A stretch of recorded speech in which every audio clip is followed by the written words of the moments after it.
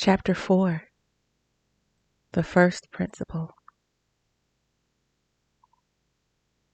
Thought, focus, prayer, meditation, even rumination, is a power which can produce tangible riches from the formless intelligence. The stuff from which all things are made is an intelligence which thinks, senses, knows, and feels. And a thought of form in this intelligence produces the form. Original intelligence moves according to its thoughts. Every form and process you see in nature is the visible expression of a thought in original intelligence. As the formless thinks of a form, it creates that form. As it thinks of a motion, it makes that motion. That is the way all things were created. We live in a thought world, which is part of a thought universe. The thought of a moving, dynamic universe extended throughout formless intelligence, and it, moving according to that thought, took the form of systems and planets and maintains that form. Thinking intelligence takes the form of its thought and moves according to the thought.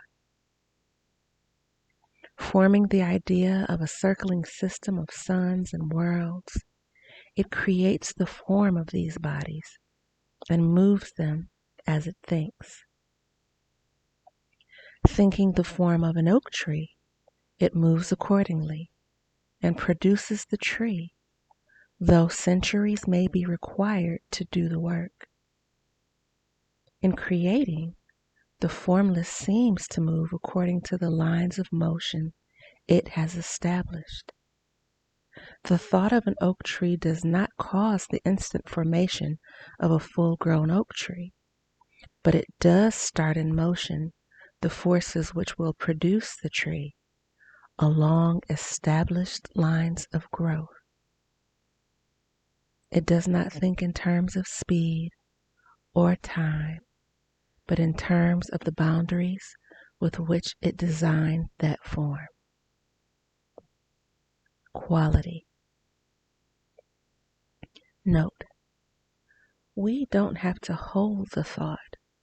We don't have to hold space for the thought. The thinking of the form and actions cause its creation. A pregnant mother is not required to hold the thought or the image of that child in her head to make the child continue to exist and grow and evolve in her womb. There are things that the genius intelligence has set in motion that contain within it the wherewithal to continue in that vein and on that course because it was designed to do so. A child will grow because they are designed to do so. Whether they are good or bad, parents can help, but they were designed to grow. The construct, the genetic mapping and coding included evolution. End note. Every thought of form held in thinking intelligence causes the creation of the form, but always, or at least generally, along the lines of growth and action already established. Note, because it, thinking, formless, feeling intelligence, thinks of the best for that form, for that space. It will only create the best scenario for that tree, for that moment, because that is the frequency on which genius operates. It sets it up, sets it in motion, and creates the space for the created to be in, to grow in, to change, to evolve, to become. End note. The thought of a house of a certain construction, if it were impressed upon formless intelligence, might not cause the instant formation of the house, but it would cause the turning of creative energies already working in trade and commerce into such channels as to result in the speedy building of the house. And if there were no existing channels through which the creative energy could work, then the house would be formed directly from primal intelligence, without waiting for the slow processes of the organic and inorganic world. No thought of form can be impressed upon original intelligence without causing the creation of the form. Mankind is a thinking center and can originate thought. All the forms that man fashions with our hands must first exist in our thought. We cannot shape a thing until we have the thought of that thing.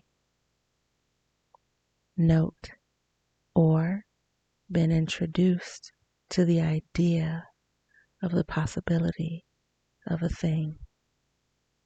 End note.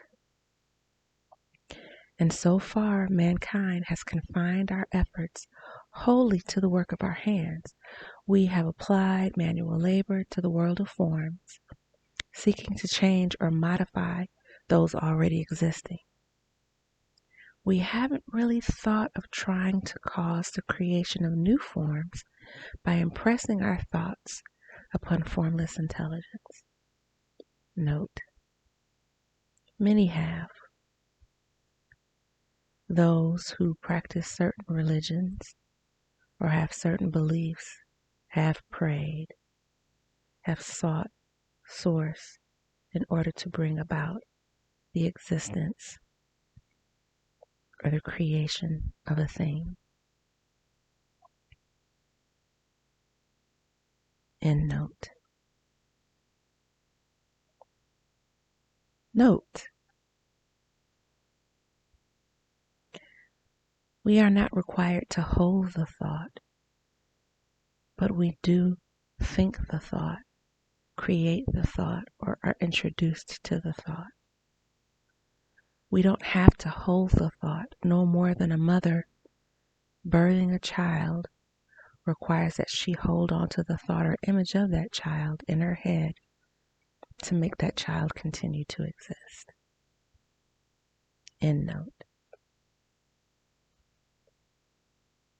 When someone has a thought form, they take material from the forms of nature and make an image of the form which is in their mind. They have, so far, made little or no effort to cooperate with formless intelligence, to work with the Father. They have not dreamed that they can do what they see the Father doing. We reshape and modify existing forms by manual labor. We have given no attention to the question whether we may not produce the things from formless intelligence by communicating our thoughts to it. Note, is this not prayer? End note. We propose to prove that any man or woman may do so, and to show how. As a first step, we lay down 3 fundamental propositions.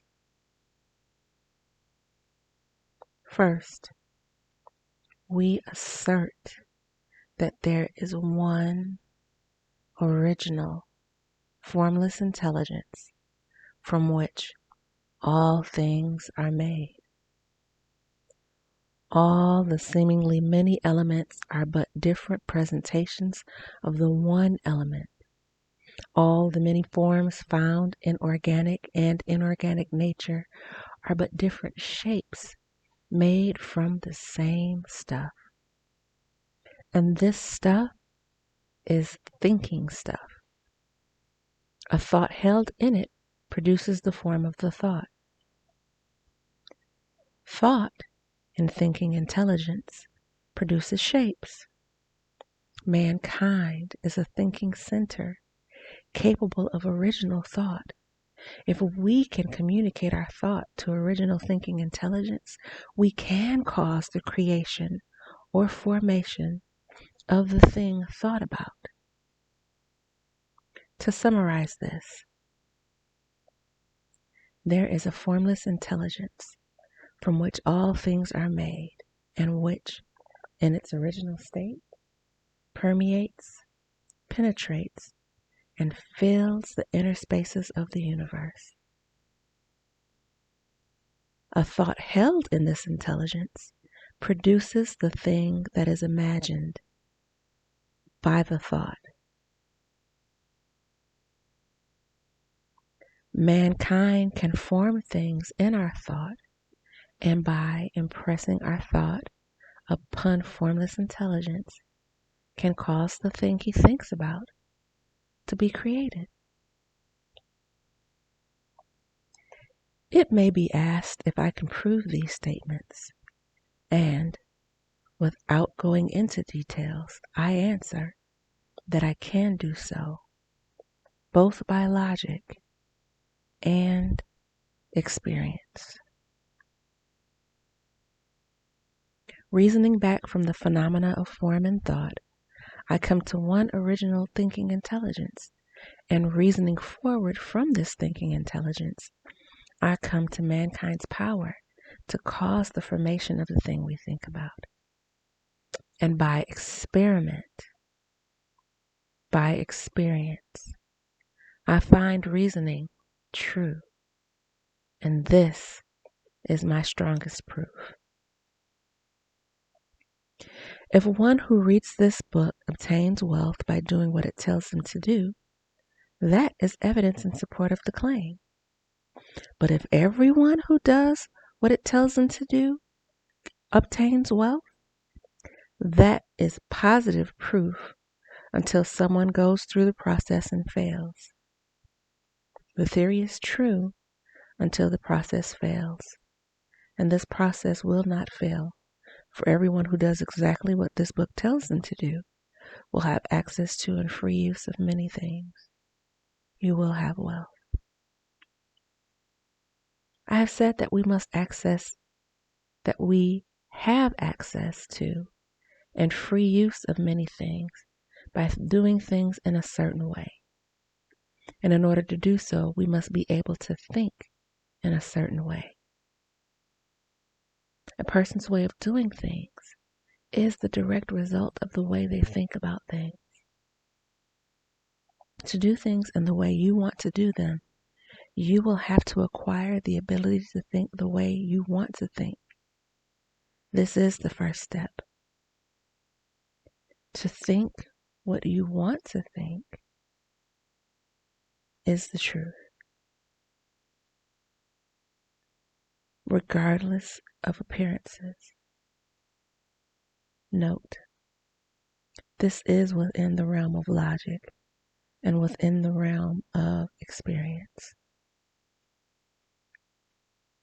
I am not meant to think that I can exist on Mars in my current form. That is illogical and by experience of others proven not to be true. So there is a realm of boundaries in these thoughts. End note. To think what you want to think is to think truth, regardless of appearances. Everyone has the natural and inherent power to think what they want to think. but it requires far more effort to maintain those thoughts than it does to think the thoughts which are suggested by appearances. To think according to appearances is easy. To think truth, regardless of appearances, is laborious and requires the expenditure of more energy, more power than any other work mankind is called to perform. Note, it's really applicable for what I am going through in my life right now. What I know to be true is that there is a good Father. There is one who cares about me, cares for me, gives good gifts, and gives of quality and deeper things. Maintaining that thought, the energy required to maintain that consistently, that is the work. End note.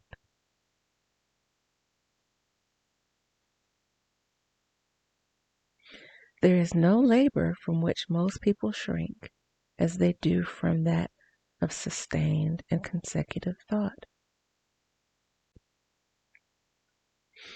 It is the hardest work in the world.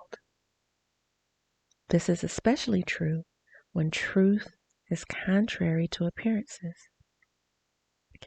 Every appearance in the visible world tends to produce a corresponding form in the mind which observes it, and this can only be prevented by holding the thought of the truth.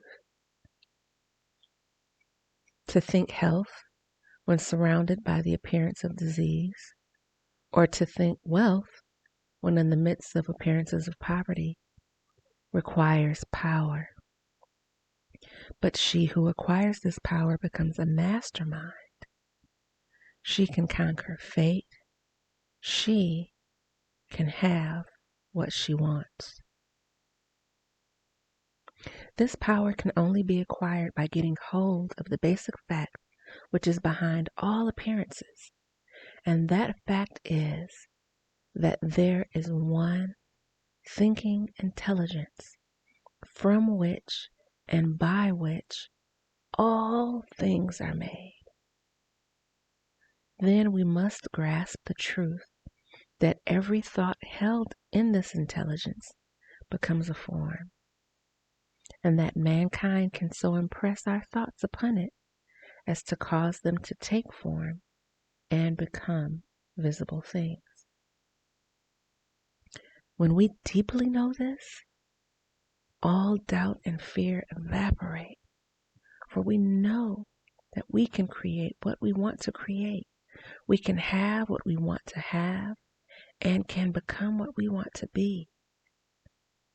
As a first step towards unlimited access and free use of many things, a first step towards wealth, abundance, good life, you believe the three fundamental statements given previously in this chapter.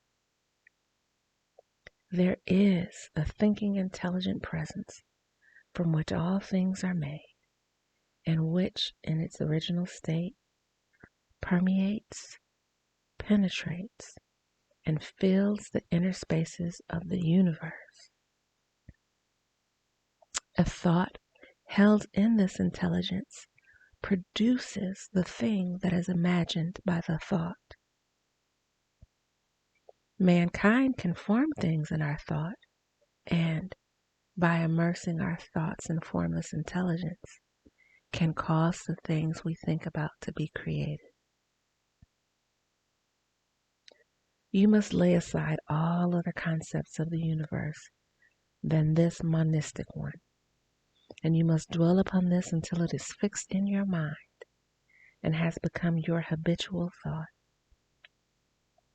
Read these creed statements over and over again. Fix every word upon your memory and meditate upon them until you firmly believe what they say. If a doubt comes to you, cast it aside. Do not listen to arguments against this idea. Do not go to churches or lectures where a contrary concept of things is taught or preached. Do not read magazines or books which teach a different idea. If you get mixed up in your faith, all your efforts will be in vain. Do not ask why these things are true nor speculate as how they can be true. Take them on trust. The adventure begins with the absolute acceptance of this faith. There is a thinking, intelligent presence from which all things are made, and which, in its original state, permeates, penetrates, and fills the inner spaces of the universe.